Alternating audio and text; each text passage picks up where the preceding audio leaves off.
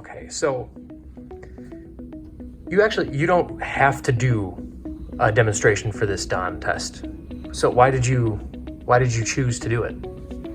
Well, this has been really important to me because I remember growing up, and I loved seeing my teachers do their demonstrations. Like I can remember to this day, watching Mr. Chung and Master Yoon and others doing their demos and just loving it. The other thing is like the people that I really look up to and I admire in the martial arts, like they have a certain mentality. They keep training, they keep learning, and I just love that. There's a couple sayings. One is from Mangi Susuru Maikane, which is, it's not an knowing or knowledge of the art, it's the doing of the art that makes one truly a warrior. So to me, that's really important because a lot of teachers and instructors, they get to a point and they kind of stop training, they stop learning and growing. But you can't really call yourself a warrior unless you're still doing it. And the other quote that I love, and this means a lot to me, it's from another person I really look up to and admire, and that's Dave Kovar. And Dave Kovar has a saying. He says, martial artist first, teacher second, businessman third. And I really try to conduct myself with that philosophy in our school, with that philosophy. Now you do have to have the business, you have to have a successful school, but when you approach it with the mentality of martial artist first, teacher second, and businessman third, when you have that martial artist first, that to me means you're passionate about it, you love it, you want to keep learning, keep growing, and it kind of sets the tone for the school and a tone for the instructors. Some of the people I look up to, they're training in their 60s, 70s, and beyond. And I look at Master Kevin Chenevec. He's constantly training, learning, growing. Shihan Russ Rhodes. I mean, that man is training constantly. You watch Danny Amsano traveling the world teaching, and those are the people I admire, and I want to. What's the word? Those are the people I want to model myself after.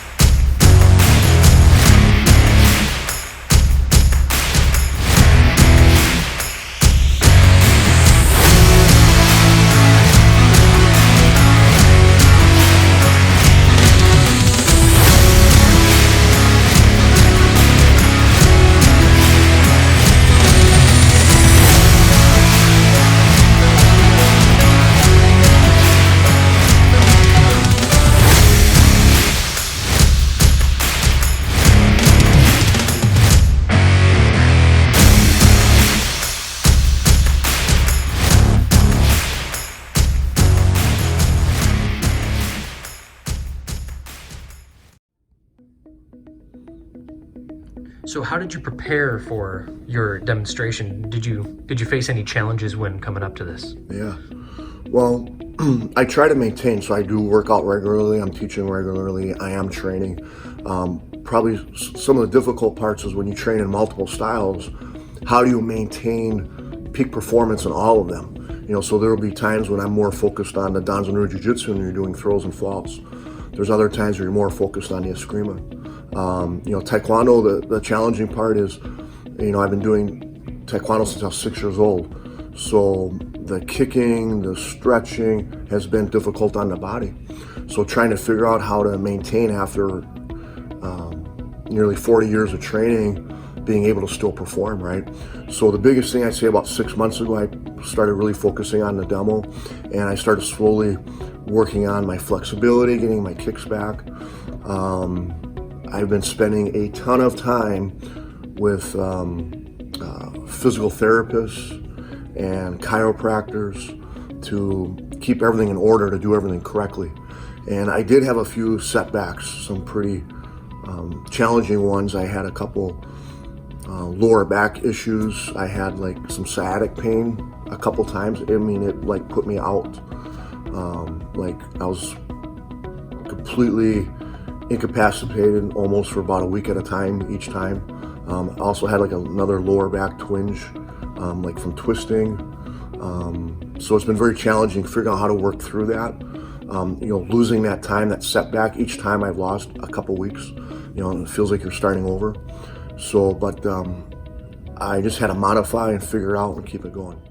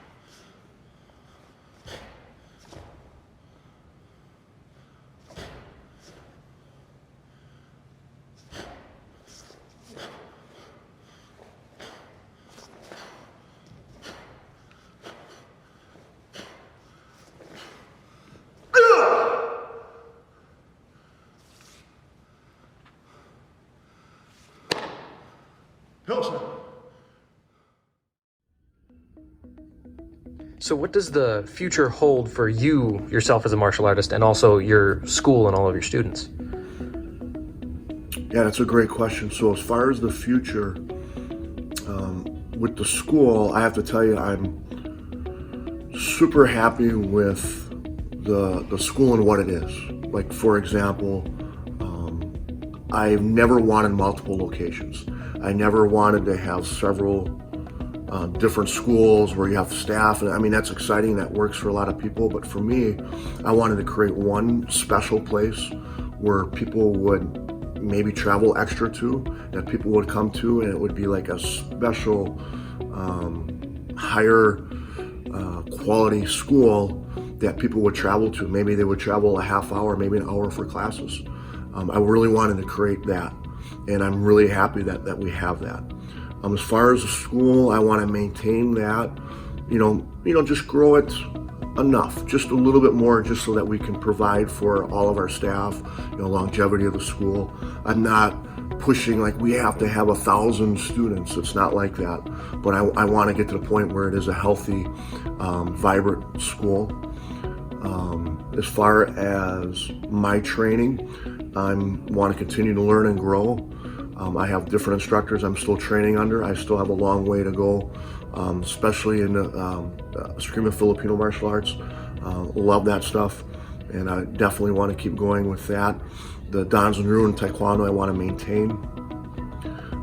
One big thing that I really enjoy a lot is I love working with and mentoring other instructors and other school owners, and I've had many opportunities to do that. I've been able to teach at different schools throughout Wisconsin, throughout the United States, and I want to continue to do that. I do have a little side program. It's called Sorce Training Systems, and in there it's a way for school owners distance learning where they can actually go through a curriculum and a program where they can actually learn and grow in their own martial arts. So maybe they spent their whole life just doing taekwondo or just doing karate. Well, I have a roadmap for them to be able to add in all this other training and grow their school. I love doing that. I do want to take that to the next level.